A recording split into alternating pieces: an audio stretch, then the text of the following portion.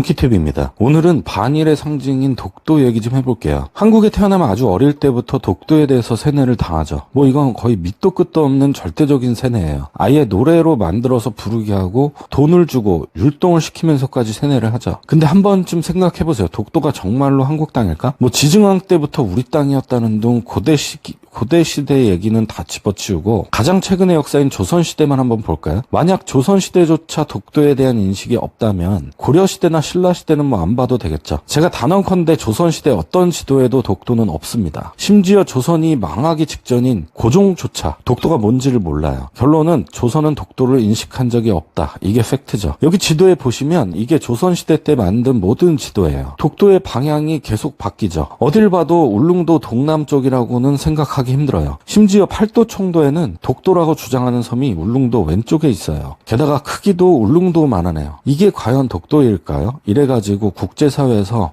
독도가 한국 땅이구나 하겠습니까? 독도 얘기는 제가 한두 차례로 다룰 내용은 아니라서 오늘 전부 다 설명할 수는 없고, 오늘은 특히 한국인들이 잘 모르는 태정관 지령에 대해서 좀 얘기해 볼게요.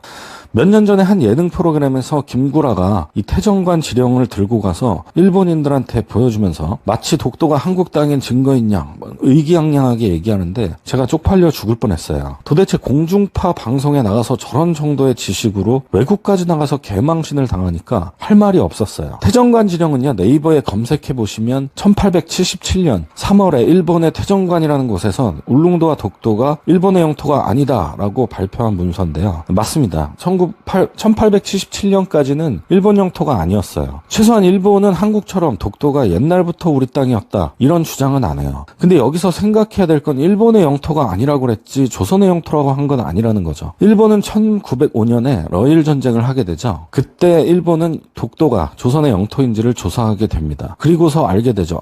독도가 조선의 영토가 아니구나. 즉 조선은 독도의 소유권을 주장한 바도 없고 심지어 독도를 인식하고 있지도 않다는 걸 일본이 알게 되고 그때 독도를 일본의 영토로 편입합니다. 독도처럼 누구의 소유도 아닌 땅을 무주지라고 하고 무주지 선점의 원칙에 의해 일본은 독도를 국제사회 최초로 적법하게 등록하는 국가가 되죠.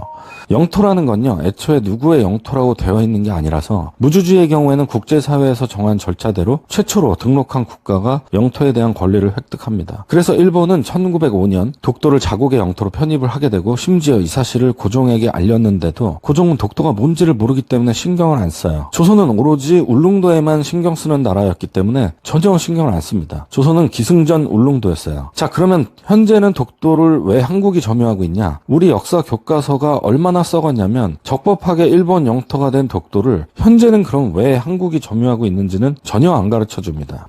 바로 이승만 라인을 공부해야 되죠. 1951년 8월 한국은 미 국무부로부터 독도는 한국 땅이 아니라는 통보를 받게 돼요. 미 국무부의 조사 결과 한국 어느 역사에도 독도는 나오지 않고 영토에 대한 권리를 주장한 적조차 없다. 이런 회신을 받게 되죠. 그래서 이승만은 강제로 이승만 라인을 설정해서 독도를 강탈할 계획을 합니다. 이승만 라인을 네이버에 검색하면 1952년 이승만 대통령이 일방적으로 평화선이라는 명목으로 설정해서 독도를 강제로 한국 영토에 편입시켰다는 내용이 나오죠. 한국은 2차 대전에서 패전한 일본이 어수선한 틈을 이용해서 일본 어선들을 납포 및 폭침시키고 무력으로 독도를 강제 점거하게 되고 현재까지 한국이 독도를 점유하고 있습니다. 이런 얘기는 절대 한국 교과서에는 또 안 가르쳐요. 아무리 적법하게 일본의 영토라고 해도 100년간 한국이 점유하면 소유권이 한국으로 넘어온다는 걸 이용해서 한국은 현재까지도 무력으로 독도를 점거하고 있습니다. 일본은 현재 한국에 국제사법재판소에 가서 누구 영토인지를 따져보자고 소송을 걸었고 한국은 절대 응하지 않고 있죠. 개인 간 소송하고는 달리 국가 간의 소송은 한쪽 국가가 재판을 거부하면 재판을 할 수가 없어요. 다만 재판에 나오지 않는 이유를 설명하게 규정이 돼 있는데 당연히 한국도 국제사회에 재판에 안 나가는 이유를 설명을 하긴 해요.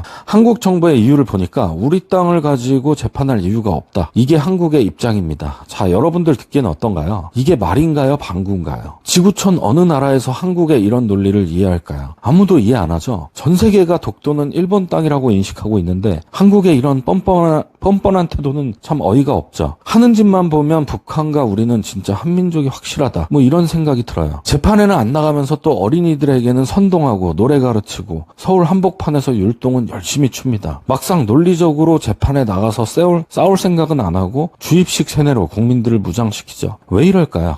네, 독도는 한국 땅이라는 증거가 없으니까요. 그렇기 때문에 국민들을 세뇌해서라도 지키고 싶은 겁니다. 얼마 전에 제 딸이 학교에서 강치 그림을 그려왔는데 어린 강치가 엄마 강치를 잃어버려서 고아가 됐다는 그림을 그려왔더라고요. 그래서 제가 엄마 강치는 어딨냐고 물었더니 일본인들이 강치를 죽여서 엄마를 잃어버렸대요. 제가 이 얘기를 듣고 참 한국의 교육이라는 게 과연 정상일까?